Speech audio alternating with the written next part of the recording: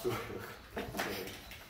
All right. For pure preference, happy to take whatever form you guys want.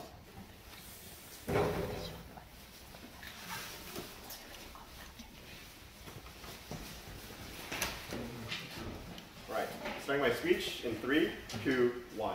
One piece of setup before I move on to 2 points of substantive. The first, I think that I want to clarify is on our side of the house, we imagine there to be an existence of a concept of karma, whereas you commit good actions, that karma increases, whereas you commit bad actions, that might decrease the karma. And that, like, obviously your soul goes up and then you're reborn into another being.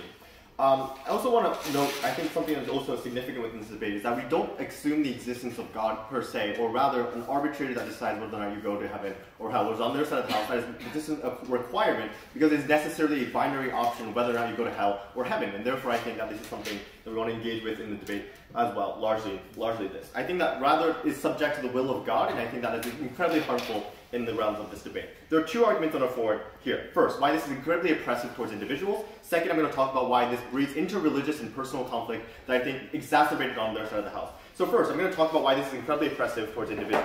There are 3 kinds of mechanisms in order for this claim. The first is that there's a significant tendency to focus on a fixed doctrine on their side of the house, which is that when you focus on heaven or hell, you focus significantly on whether to be a binary or fixed doctrine. So this is empirically seen in the realm of Christianity or in Islam, for example, where you're seeing that there are good options or good things that you ought to take, or there are bad options that you ought to take. They might say that this is not symmetric, like those things might exist on their side. But it's the fact of the matter is that there seems to be a tendency for this to exist insofar as, secondly, there's the absolutist kind of mention to there being an only or only single and singular God. And this is something that we see empirically under the status quo. In terms of in Christianity, for example, there being an existence of supreme God, for example. In Islam, there being the existence of Allah. All these things exist on their side of the house specifically, and therefore this necessitates the reason for why there tend to be absolutist or doctrines that exist.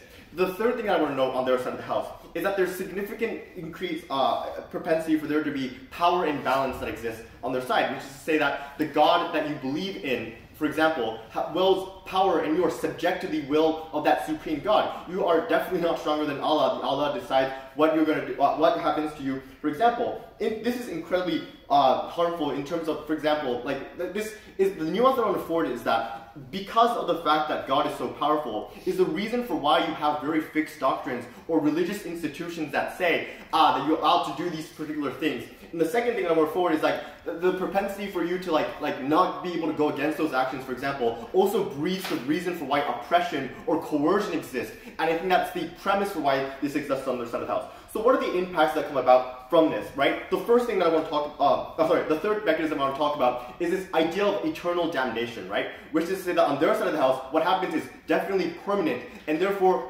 that's like an incredibly scary experience. That there being a hell, or you're subject to hell for eternity, or extreme suffering for eternity, maybe also extreme pleasure for eternity as well. But the fact is, like, the matter is that it's incredibly, it's a grave matter, right? It's a really important matter because it's going to affect your life for the rest of your, for the rest of eternity. So what are the impacts of this? The first thing is I think that this breeds oppressive religion specifically. I think that this breeds things like power structures that take advantage of these positions as well. So the reason for why the Christian church, I think, structurally is able to be that oppressive is because of the existence of these gods, or because of the existence of that binary choice of whether or not you're able to go to heaven or hell. That's the reason for why they're able to institutionalize all these really heavy doctrines. That breeds things like, for example, really oppressive behaviors that I think all of us know in this room. All these for example, money or donations they have to make to the church, for example. The fact that you have to commit certain actions, for example, to proselytize other individuals, or to breed conflict, for all these things, or like other things, or like coercion mechanisms to make people atone for their sins, for example, or like really how it interplays with other power structures as well. For example, like the leader at the church, for example, who is able to then sexually harass other individuals and say that this is what God will wants you to do. I think that this is a mechanism for why coercion is likely to exist far more on their side of the house. But second, I think there's a significant amount of emotional burden that individuals feel on their side of the house. And that's because of the fear of eternal damnation, the fear of there being a supreme God that is able to arbitrate whether or not you go to hell or heaven for eternity. And the reason is this is like an intuition pump, right? I would rather pick the option of whether or not I would live with my continued life today, rather than knowing that I will win the lottery, like, and be able to win all the money, or I will die a really gruesome death tomorrow. So that's like the intuition, right? Which is that people tend to focus on negative experiences. People do not like these really hard fixed things, and therefore I think this is subject to significant emotional trauma on their side of the house. I'm going to conclude my argument, then I'll take your point. So there are three counterfactuals for why this is like exclusive to their side of the house. The first is because obviously this is not fixed to a fixed doctrine on our side, which is to say that basically the soul exists, and so we don't assume the presence of an arbitrator, as I just said in my introduction, and everyone has a soul, and therefore it's not subject to these power structures. But second is obviously you have everyone with you, which is it's predicated on interpersonal relationship that you have, or not interpersonal, not necessarily interpersonal. Maybe this chair has a soul, for example. This bug has a soul, for example. So, but the fact is you interact with plants or maybe bugs also. But it's there not being a supreme structure that exists. And the third is obviously this is fair. There's no existence for a power imbalance, for example, because there's no power imbalance that is fixed because the God is not necessarily that bad. Before I move on to the interreligious part, sure. I don't see why God is necessary for your argumentation. That is to say that religious reincarnation, you're going to be born as a cockroach, can still be used by religious organizations to incentivize people to donate. So I think the God argument makes sense, but I think that the fact that there being an arbitrator has to exist, whether or not you go to hell or not, because obviously who's going to decide? You're not going to be able to decide for yourself. That's why it's really bad. The second thing I want to talk about is interreligious conflict, right? Why is it on their side of the house this gets worse?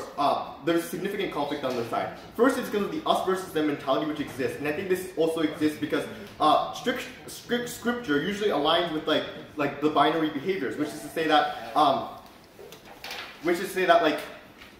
there's a propensity for you to say they're bad, they're the bad ones when you have heaven hell existing, and that's why I think this breeds things like discrimination. But second is also the fact that it's very absolutist. Insofar as you believe in a supreme God means that God is always right, and that breeds or God always God is right, and therefore that means that everyone is likely to go against to believe in that, and therefore they're likely to aggregate many people as well. So therefore you have the most bloodiest conflicts that occur on their side of the house, insofar as churches have an incentive to get everyone going.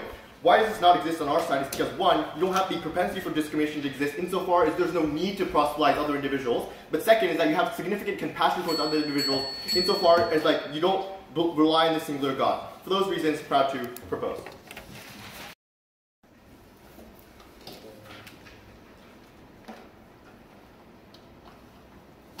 Side proposition talks about God and religion, but they never explain why that can't exist on our side of the house. And they also never prove why that's a unique tipping point for why you should take side proposition's case. I'm going to talk about why both of these aspects are probably also going to exist on our side, and why their entire case that they presented in first speaker is symmetric.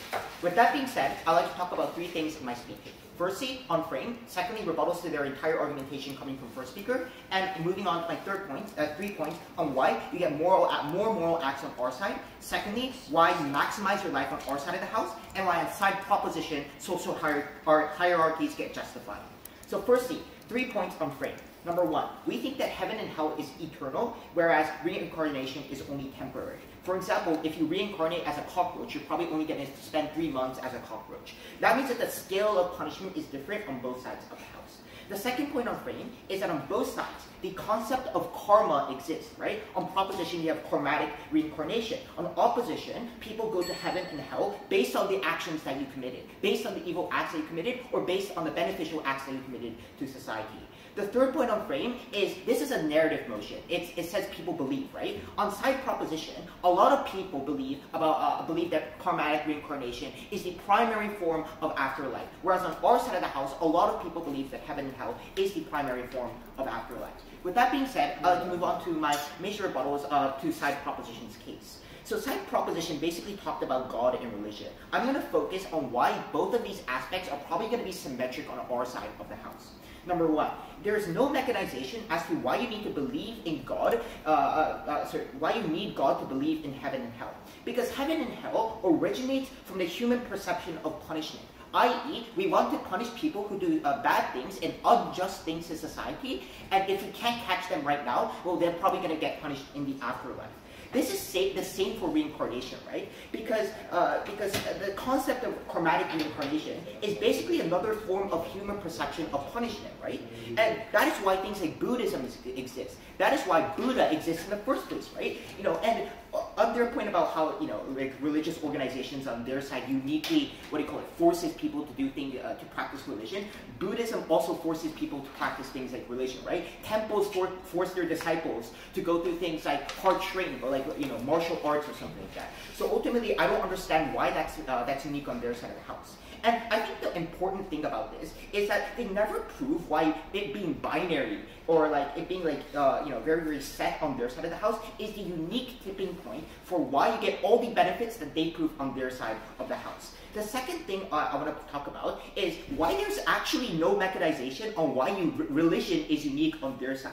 Because religion does not come out of heaven or hell. Religion exists out of a human need to believe in a higher power, which exists symmetrically on both sides of the house. There is no unique tipping point that proposition proves why religion is unique and why religion won't take the same actions that they will take on our side of the house. With that being said, I'd like to move on to my first argumentation on why you get more moral acts on our side.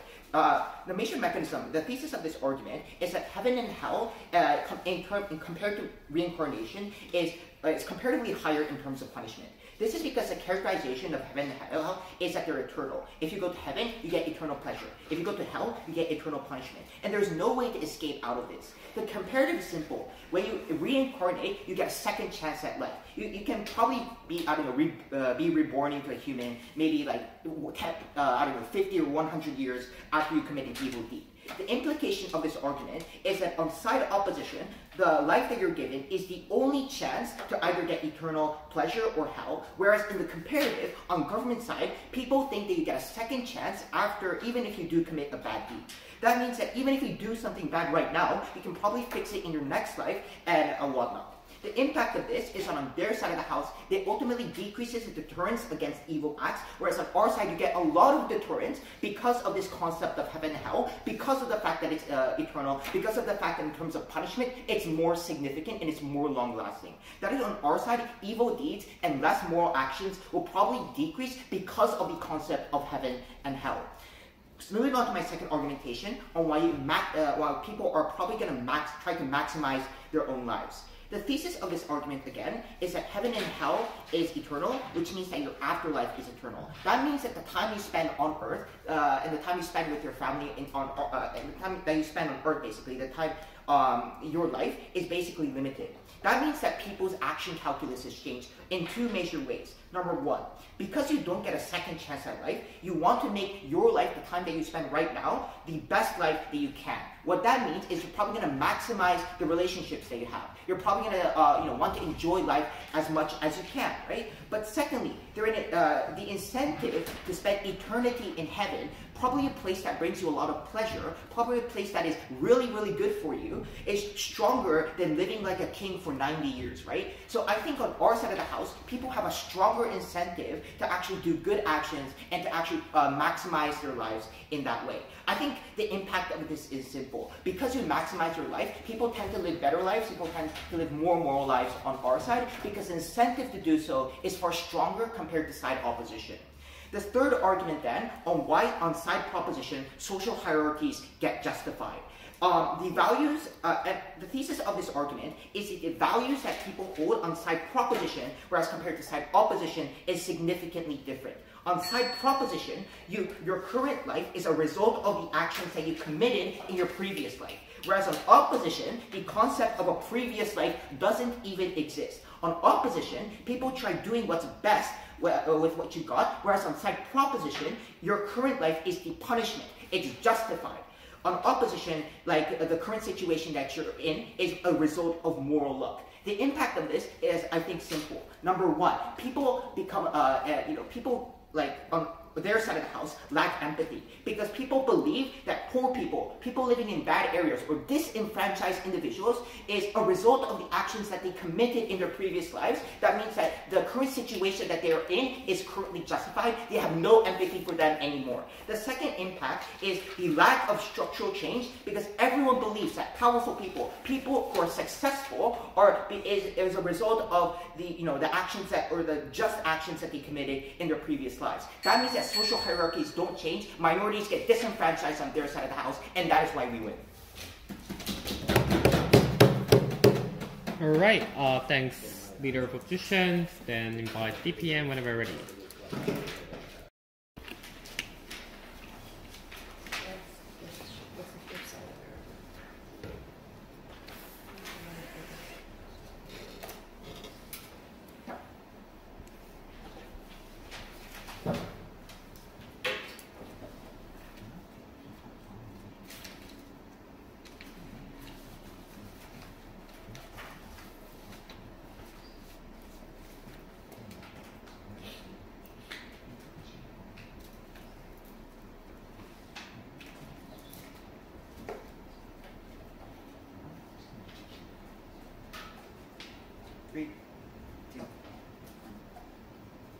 I'm going to make two important clarifications at the top of my speech, which is going to deal with the entire argumentation that comes from proposition. One, is religion unique to our side, and in which worlds do religion exist? And then number two, this idea of codification of what is morally good, or what is necessary for you to achieve heaven, and whether that is inherently unique to our bench. Firstly, on religion and the existence of God. The argumentation from proposition essentially tells you that the concept of God must exist in our world for the simple reason that there must be an arbitrator to decide if you go to heaven or hell. However, I think the same mechanization that comes from their frame can be applicable in our world. Maybe in our world, individuals perceive it to be that you rack up basically moral points until you reach a certain point where you can be considered as an individual who can go to heaven. That doesn't require an arbitrator. There still exists no mechanistic reason as to why an arbitrator is necessary. But number two, if an arbitrator is necessary in our world, an arbitrator is just as necessary in their world. Somebody has to decide depending on how moral you are, what you are reincarnated as. And that arbitrator has to also exist on the proposition world. I don't think that the existence of a God is uniquely important in our world. But number three, even if we assume that this religion or this idea of God doesn't exist in either world, I think there is an incentive for religious organizations to co-opt the concept of reincarnation or the concept of heaven and hell to proliferate their religious views. That is to say, that just as they are claimed, there exists an incentive from religious organizations to do so, which means that there's going to be a narrative from religious organizations that tells you that if you don't opt into this religion, then you're going to be reincarnated as a spider. That the concept of and the proliferation of religion and God is going to exist symmetrically in either world. The second clarification then, on the existence of a codification of what is necessary for you to achieve heaven. The argumentation from proposition essentially tells you that because you need some kind of blueprint, that clarity is necessary, because this is your one and only chance, that individuals have an incentive to create a list of things that basically you have to satisfy for you to be able to go to heaven. Two notes about this. Number one, at worst, this exists symmetrically in either world. That is to say that the concept of a good and a bad form of reincarnation is still going to exist in their world. If you're reincarnated as human, that's probably going to be perceived better on end of the spectrum than when you're reincarnated as a spider. That has to be conceded for any argumentation on good or bad reincarnation to exist standing. The implication then is that there still exists this incentive for individuals to try and codify what is necessary for you to achieve the best form of reincarnation you can. There's still going to be a set of moral standards in which you have to satisfy to achieve the certain standard of morality necessary for you to get good forms of reincarnation, which means that codification and the existence of a higher power, give me a second, to decide what is the moral act is necessary. Before I move to the second response, go ahead. You on one hand say that morality would exist anyway because religious societies tend to do so, and then you say on the other end that people won't do moral things. Which one is it? Yeah, so we're going to talk about how codification isn't necessarily going to lead to moral acts, which is my second response. If that doesn't engage to it, I'm sure not you will. Second thing, why codification can on the flip be a net positive? That is to say that even assuming codification is unique to our world, we think that the majority of religious commandments or necessities that religious organizations push upon individuals is going to lead to a net positive in our world in comparison to a world where there exists no moral standard, which proposition seems to believe is their world.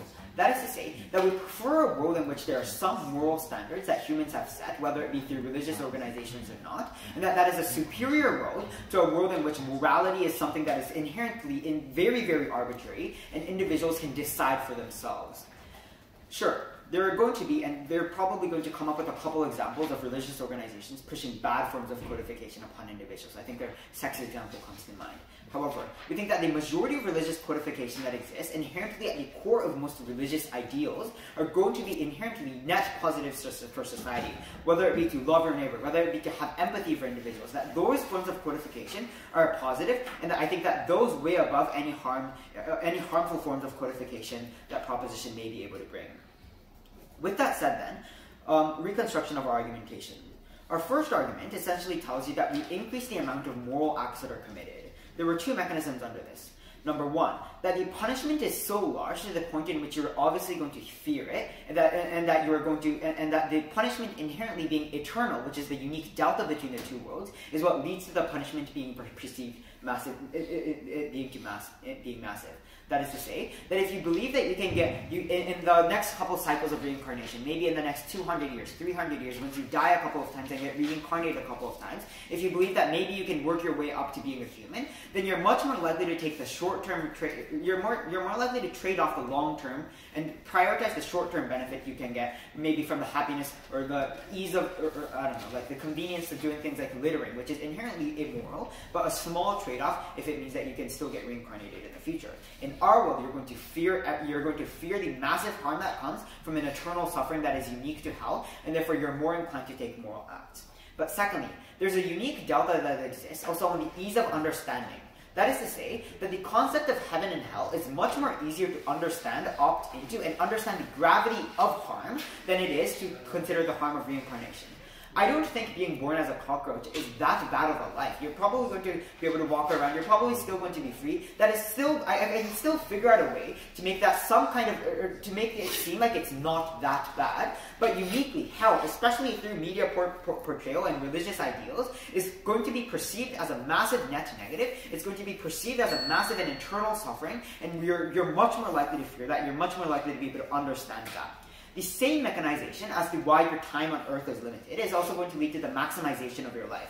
That is to say, that I'm never going to be able to go outside again, so I might as well get off my ass and go outside and actually, walk around, go to the park, meet my friends. I'm more likely to maximize my life, even if it is in small ways, because I know that my time on earth is inherently very limited. I cannot come back in any form of reincarnation. Our third and final argument tells you that this idea of reincarnation means that individuals believe that the punishment individuals are getting, for example by being poor, is a just punishment. I don't think the rebuttal stands, because if you believe that these people are actually in the wrong, then you're much more likely to feel empathy for them. They've committed a perceived immoral act, and therefore it's also going to be a perceived immoral act to help somebody out of their punishment. Because what empathy does in their world is you're basically saying, I know you're being punished for a bad thing, but let me help you out of it.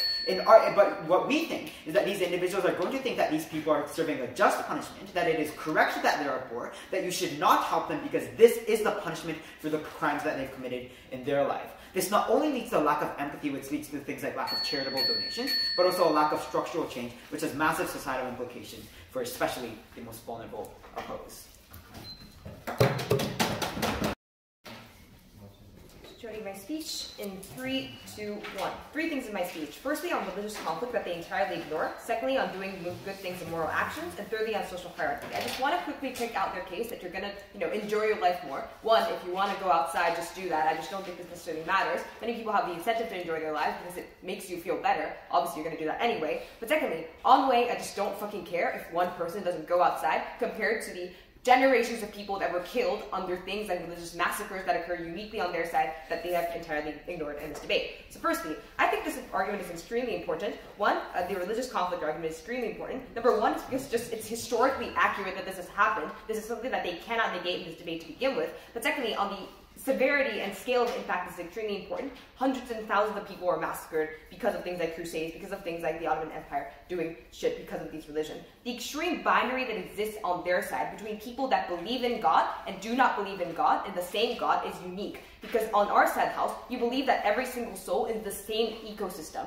This person maybe is not like Christian right now, but that is someone that is also a part of the reincarnation system. They're not a different species. They're not someone that you can just kill, for example.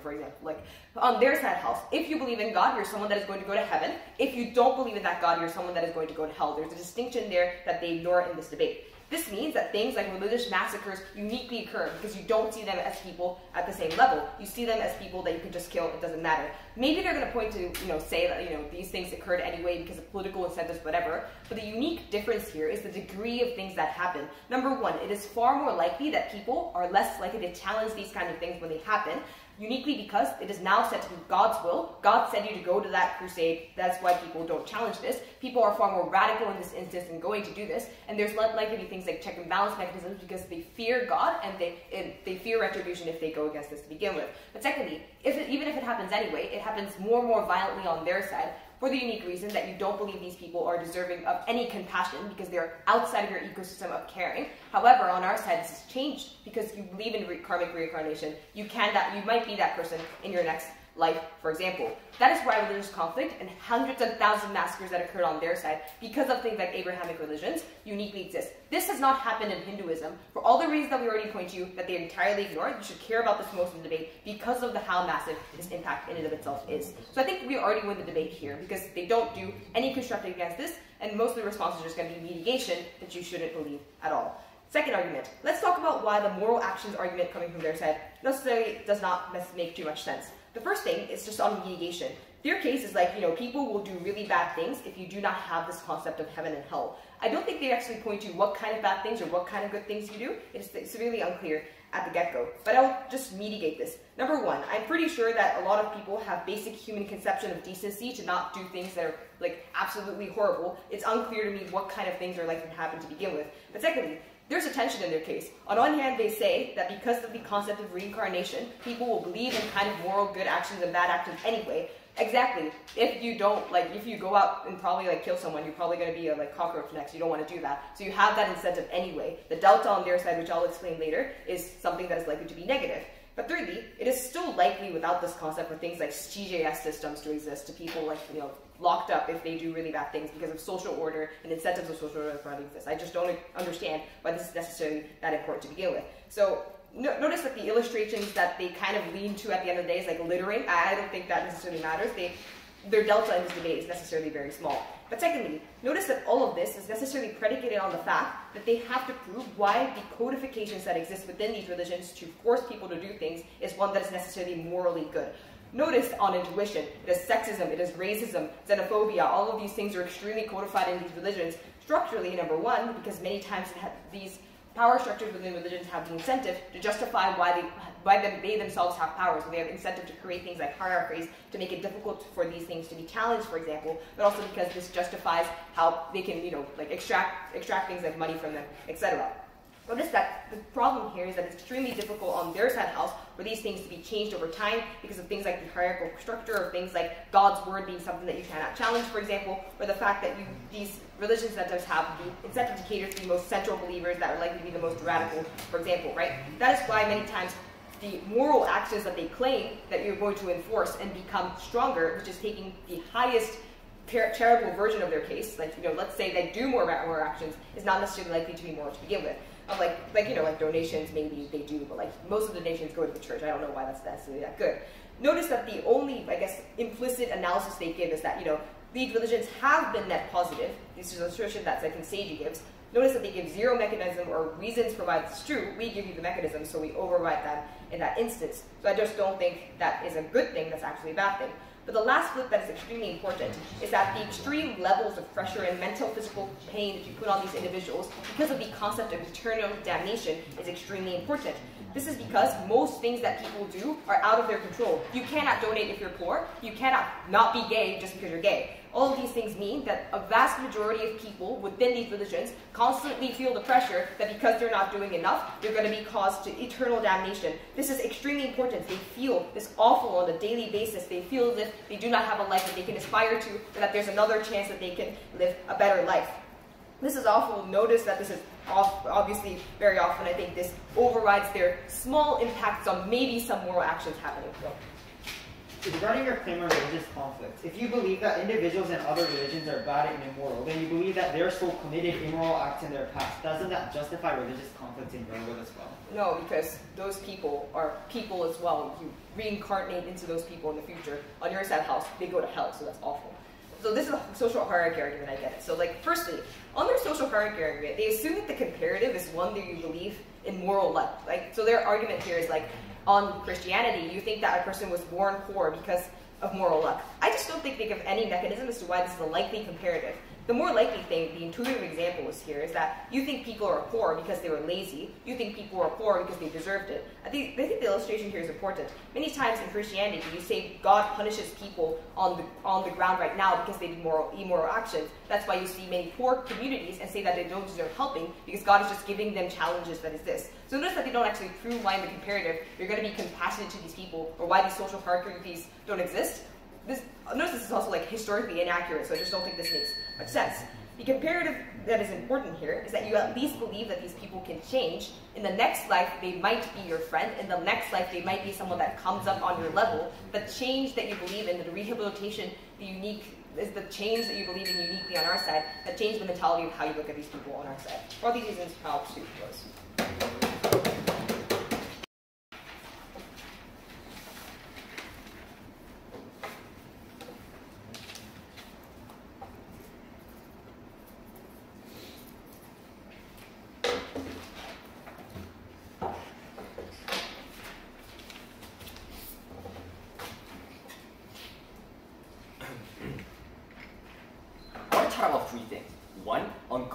And whether it exists on our side of the house, 2, on religious conflict, and 3, on the social vulnerable. Firstly, then, on codification.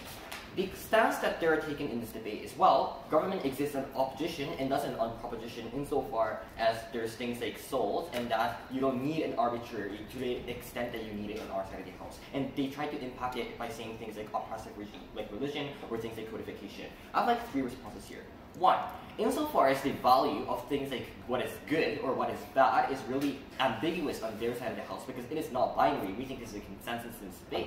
That is at the point in which you actually need arbitrator more on their side of the house because you constantly need a criteria by which someone literally judges whether one thing is good or one thing is bad. And I think these things like arbitrator is more likely to exist on their side of the house. But secondly, I'll just contest this on surface because obviously you need an arbitrator. I think the morality of what is good and what is bad, determination of morality presumably exists on either side of the house, which has meant that codification is the crux of whether, like, the existence of the religion in the first place, which has meant that I don't think this is a relevant debate to begin with. But thirdly, I'll flip this. I don't think that it's on our side, on their side of the house, it's not much more complicated whether or not you'll be born as mammals or insects, whether or not you're born as humans or like cows, or whether or not you are rich or poor, or where you are born. That is at the point in which you need more arbitrators, which has meant that codification is more likely to exist on their side of the house. I don't think this is a winning argument for them. Second clash on religious conflict. I just want to point out that the comparative that they have been trying to push is, well, the existence of souls is unique to their side of the house, and then everyone will have souls, and therefore religious conflicts are unlikely to occur. I want to counter this by saying a few things. 1, I don't think that the most conflicts would occur from the dispute of what an afterlife would look like, because they never prove this, right? Even if this is a one determining factor of a conflict happening in the status quo, I don't think they have proved to you why the dispute of what the afterlife looks like is a primary driven factor for the conflict to occur. What then is other factor that can drive you into other religious conflict? This looks like the resources. This looks like the sacred places. This looks like Jerusalem, where certain different religions actually dispute over one single land, right? Presumably, I don't think that this debate assumes that there's only one single dominant religion, because that is probably really unrealistic in this debate. Presumably there are different types of religion, and that even if we have this one single belief that there is going to be a karmic reincarnation, they never prove what is the primary factor that by which this religion will be driven on this debate. So the reason for this is, the reason why you have to have disputes regarding one single detail of what's actually written in the Bible, for example, is that religion tends to be less fleeting, and that it is based on this belief that God says one thing, and that you simply cannot refute against that, and that you simply cannot negate that, right? Because it's not based on the logicality. So what this means is, any single small differences or small frictions of details can literally spark up things like conflict, which has meant that the probability of them just saying that your afterlife and that there's going to be change on their side of the house is not going to be a primarily determining factor for them. What is the weighing of this argument? There's two pieces of weighing mechanisms as to why you should not make this a winning argument for side proposition in this debate. One, the degree of delta is really unclear. Even if you have less conflict on their side of the house, it's unclear as to how much less conflict you have on their side of the house, which has meant that it's not going to be a winning argument for them. But secondly, I just want to note that on intuition, things like conflict, even if one impact is really big, it's just not frequent when compared to other impacts in this debate, which is arguably similarly really impactful. For example, when you consider things like discrimination, it is presumably as bad as conflict, but it just occurs on a more frequent scale, which has meant that conflict is just not important in this debate. Moving on to the social vulnerable, what we tell you is that punishment is eternal, and therefore you are more likely to actually have things like morality, right? Their response is, well, the punishment is eternal, and therefore it's bad for minorities, such as the LGBTQ individuals. Note that this takes our paradigm in the worst case, and that minorities are disproportionately affected on our side of the house. I want to counter this by saying that even if the punishment is harsher on our side of the house, the structures to exclude the social vulnerable is more likely to exist on the proposition side of the house. The reason why empathy lacks on their side is because your current life will be seen as the result of your past life. If you are poor, you are seeing that you deserve this insofar as you did something that is bad in your last life. Note that the existence of good and bad is arbitrarily decided on either side of the house, because traditionally the notion of things like LGBTQ is a sin. It was created before the rise of the notion of diversity, liberalism, and inclusion. Then the delta becomes whether people buying, and it is likely to worsen on their side of the house, more and more people are likely to buy in this notion that LGBTQ people or the poor individuals are actually inherently bad for two reasons. Firstly, because individuals lack empathy. Note that poor individuals are the result of their past life, and therefore things like discrimination worse on their side of the house. But secondly, social structural change is unlikely. People who are successful, people who don't do things like donation, are going to be seen as something that's a deserving factor, and that they do this because they did some morally good things in the past. So on net, they're still a morally good person, even if they don't do this. No, thank you. Their response is, well, the maximization of karma is helping others, and therefore you will still show empathy.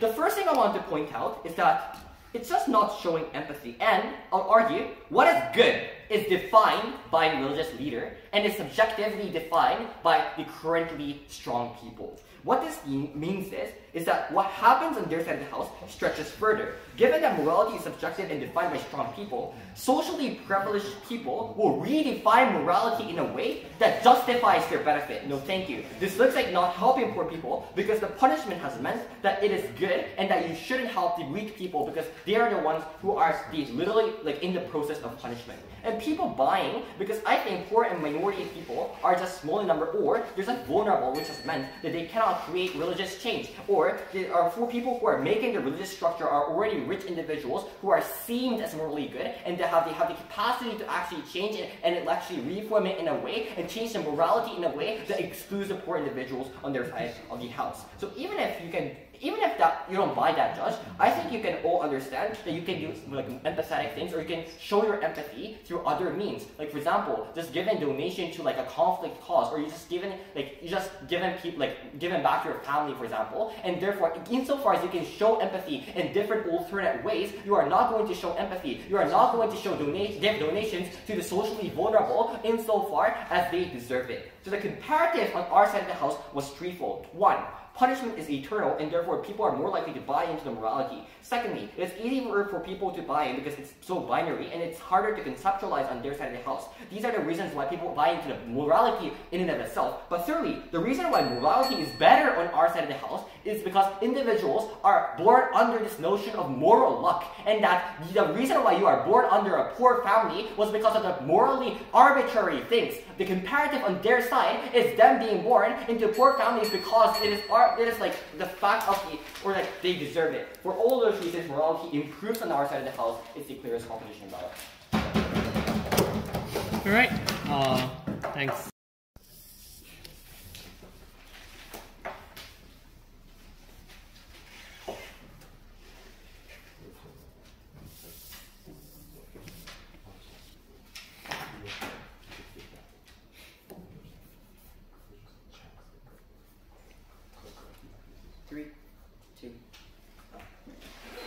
Four main things to discuss in my speech: religious conflict, codification, minorities, moral acts. First, on religious conflicts, I have 3 notes I want to make about this argumentation. Number 1, there's a lack of tipping point here, but secondly and far more importantly, I think that the majority of harm here is largely symmetric, or at the very least heavily mitigated in their world. The fact is that religion still exists in their world, conflict still exists in their world, government incentives exist, antagonism exists, and religion still is likely to take the trade-off in some scenarios. It is unclear why the existence of heaven and hell, or the concept that individuals have a soul, is going to be the tipping point in individuals deciding not to kill somebody else. It's unclear why individuals are unlikely to perceive other people in an opposing religion as individuals who are not immoral or individuals who don't deserve to be killed. It's likely that religious indoctrination and those beliefs are still going to be ingrained. It's likely that this kind of conflict still exists, and it's unclear why this won't have, and it's unclear to what extent the benefit exists in their world. We think this is largely symmetric. But third and finally, even if we were to take the assumption that religious conflict is to some extent more often existing in our world, Natsuki gives you 2 weighing mechanisms. We say that number 1, the delta here is unclear because it's still, again, unclear why this is a tipping point. But secondly, we think that religious conflict inherently, because of the large-scale conflict that they depict, is far more infrequent, and therefore the impact is heavily mitigated. The implication then is that this can be weighed below argumentations on things like minorities who suffer on a day-to-day basis, the thousands of people who are starving on the ground, the disabled individuals who can't get the help they need because individuals believe them to be immoral.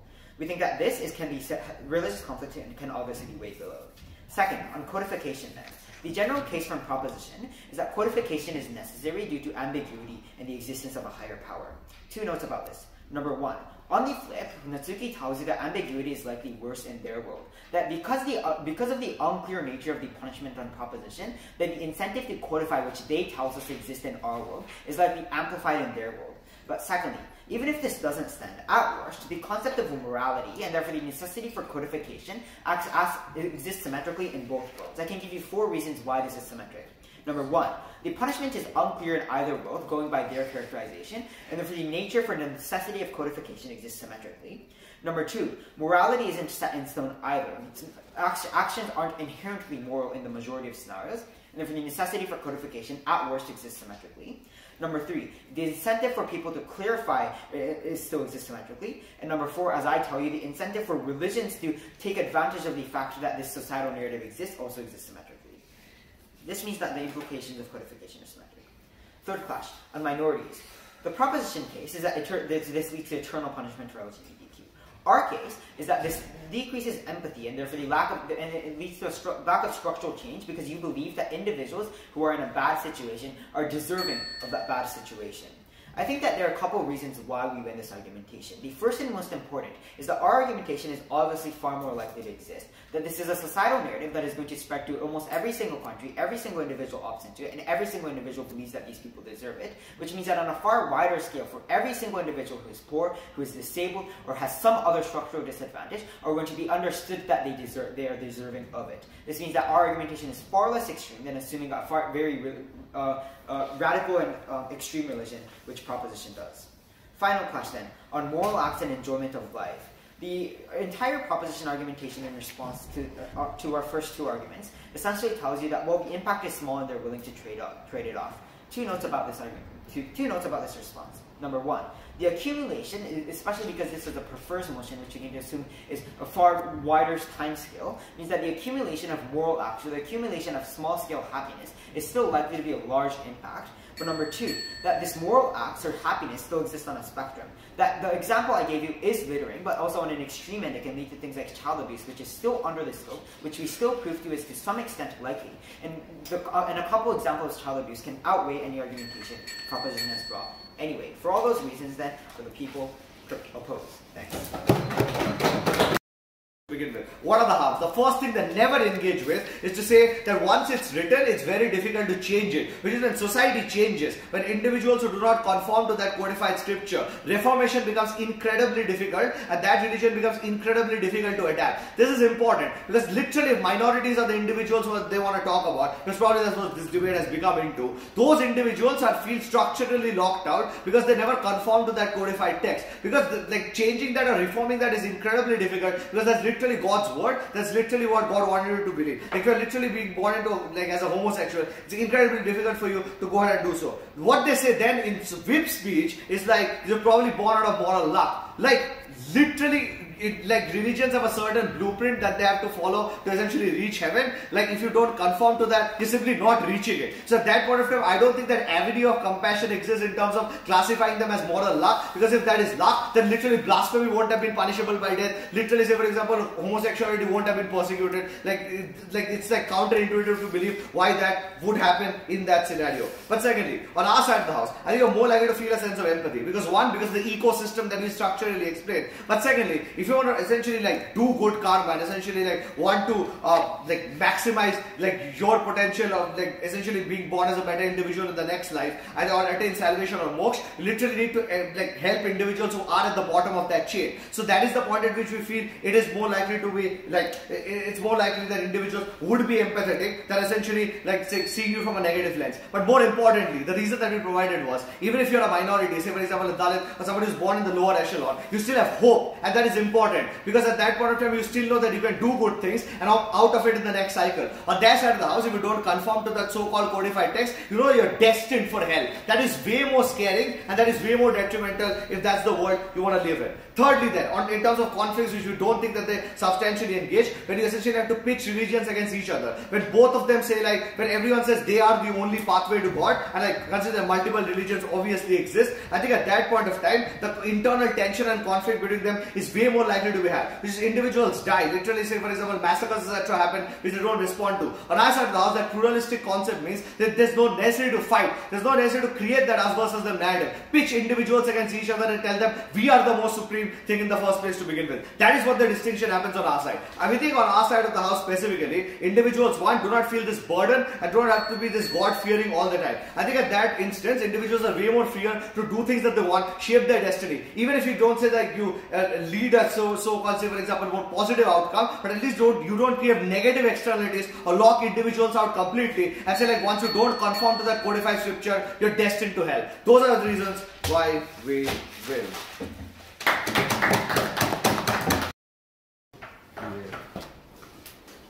Why did I move my away? So weird. Anyways, yeah, thanks everyone. Okay, I think I need to make it quick. I don't want to waste your lunch time. So if you have, I'll just focus on the primary considerations, the contentions that which only matters to the code. So if you have any questions on to the other things, like minor things that you want to discuss, I will happy to discuss it later. Yeah. Firstly, I'll give it. Sorry, I've set the timer. I'll give it the call and then justification. In terms of call, calls are unanimous. We will give it to the gov with quite tiny version. This is not due to about the round itself, but it is about how you behave in the round, that you symmetrize all. There are lots of attempts to symmetrize lots of contentions, and there is not that critical weighing coming from each other side to when the most contentious crashes. So most of the issues can be a bit versional. It's kind of difficult to decide which crashes can be, primarily considerations to give it to the god. But I think the only visible delta, or differences in round, was basically about the contention about the moral acts. It was marginal, but it was more clear contention once the god was about the characterizations, that how religions actually looks like in both world, and how people perceive the religion, and how people act based upon these sort of things. Yeah, but before we move on to the most important contention, I just clean up the debate to make sure the what was the less important consideration in the round. These are about the religious conflicts and the social hierarchy and minority thing. These are quite good points, but it ended up being quite marginal contentions that both of them are likely to be a critical substantive for both sides. First, on the conflict.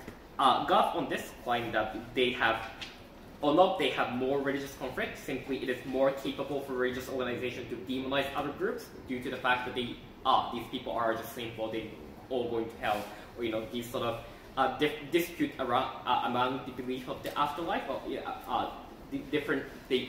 but just the fact that they believe in the different types of God, this will create more conflicts, and God will kind of extended that by saying they have more terrible conflict if they have don't believe, and so if they don't appreciate the living creature, whatever. But I think there are critical pushes that's mainly coming from the opposition web, as to say there are many other practical reasons that these religious organizations anyway enter the conflict, like for resources, territory, any other reasons are quite equally feasible to invoke these conflict as well. It is kind of unsure to me at the end that why is this belief of the afterlife will be the biggest tipping point for religious organization to invoke these sort of more conflict. And I also, let's say I don't buy this, I also buy the weighing coming from team opposition as to prove these conflicts are far more, far less frequent. It is kind of unclear how many number of cases of conflict they increases. That was true. That was quite reasonable. I took that weighing as well. And I think this clashes, even if Gov managed to prove some of it, but I don't think this will be the winning substantive for them, since it is simply has less likelihood or less gravity on it. Then, on the other hand, about the social hierarchy claim coming from team opposition, which is briefly about if people believe in karmic reincarnation, people perceive that underprivileged people, they are being in that position due to the acts that they have in their past life before they reincarnated in the current life. That's why people don't have that much empathy to them, because they think it's their fault, and there will be lack of some structural changes in society because people automatically buy into privileged people because they believe they do some really, really good thing in their the life they before reincarnated to the current life. But I think it's unfortunately being a bit of marginal contention in the realm due to the pushes coming from team government, and the opposition substantive lacks the comparative analysis as to prove why, how much empathy of people will actually increases after hearing the gov push, especially about the pushes coming from government web.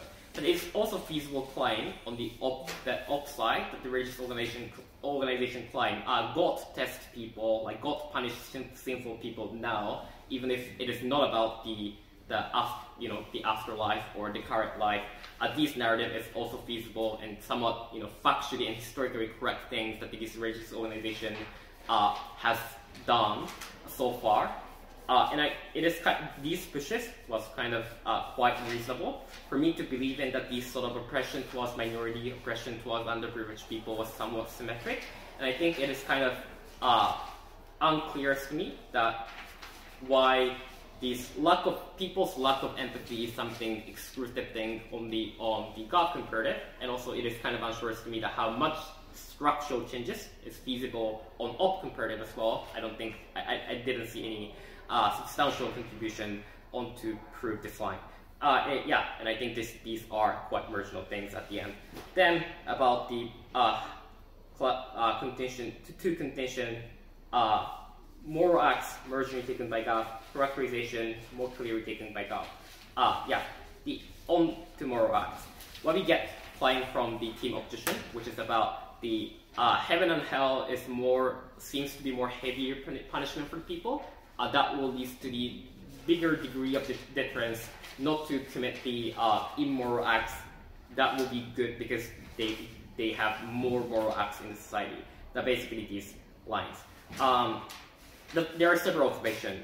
on this. But I think firstly, Op proves that there are some decrease of the immoral acts due to people have more fear or more deterrence against behavior punishment. But I think the logical link they didn't make is about how moral acts will rather increase on their comparative, or how those acts are consequentially good in the society at the end. But I think what was the God push made to tip it over is that I will touch it later, but there is no guarantee actually that what these sort of moral acts actually looks like, and it is highly likely to be determined by the religious organization, the people in position of power. Historically, in a factually thinking, there are like a bunch of conservatism and radicalism that the kind of prevalent in the religious organization, in the structure. God managed to suggest that even if people doing moral things, it doesn't necessarily be the consequential good for the society or other people. It doesn't necessarily be the substantial impact for like team opposition to win the round. And I think God push of, and also there's also pushback coming from team government as to say, even if let's say I don't buy all of these pushes, we also have a moral goods to other living being, because the fundamental belief on God comparative will be, there is soul, and all the living beings can be someone reincarnated into these living creature. That means actively damaging these beings will significantly decrease the karma of the people. So if they want, the people have some sort of incentive to want to get good karma, that's why they won't actively damage these things. That will lead to the moral acts on the society. That was a bit more clear to me as to what is the exact kind of the moral goodness that is likely to exist in the God comparative, which is not actively damaging or at least helping the underprivileged people on the ground, which will increase their karma. And I think that will be more like intuitive and clear for me to buy into the God types of moral goodness mergingly, that they simply because they have more nuances as to prove why there are increase of the moral goodness. Otherwise, they don't have in the opposition version of belief that their ultimate dichotomy of the heaven and hell, everyone being so individualistic, they don't care about the other people's salvation, whatever. Then these crushes went to the God mergingly. Then about the characterization, how religions looks like. God claim there is no arbitral judgment by God, or there is no common belief of their arbitrator exists, and there is highly likely that there are more clear codifications were likely to be made by the religious organization on Op comparative to guide people's action, to force people to some action. Op on this had some pushes against this, which was quite effective. As to prove, religious organization anyways have incentive to take advantage of the people's belief of the afterlife.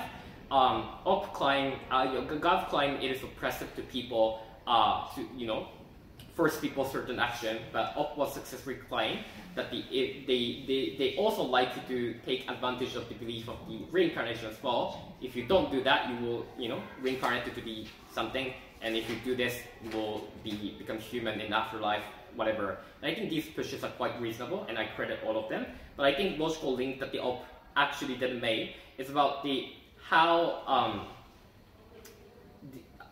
how qualitatively these oppressions or these codified scripture presumably exist in either side of the house looks like, and why the version that you have is better than that they have. And I think which is the places that the God nuances, especially pushes coming from DPM kicks in, which is the proof, and also God reprised law.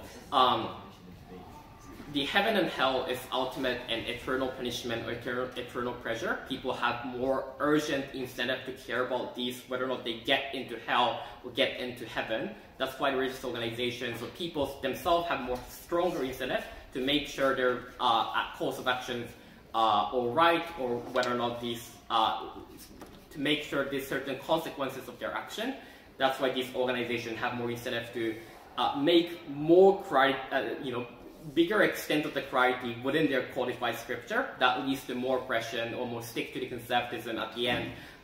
Those sort of mechanisms were quite well made, which was even if I assume that there are, in both sides, there is some codified document by the religious organization, God managed to prove they have better version of the codified scripture, even if they have one, because it's not that strained in the urgent incentive or urgent fear of the people to go to hell. And I think that was clearly a well-made mechanism for me to believe in that the God has a less fear for the severe punishment, less existential threat, less anxiety in the religious believer, and there's less oppressive religious structure on God comparative, which wasn't that successfully negated by the King of Jushin. At the end, for those two conditions, I give it to God. Yeah. Sorry for the bit long way, but yeah, that's it.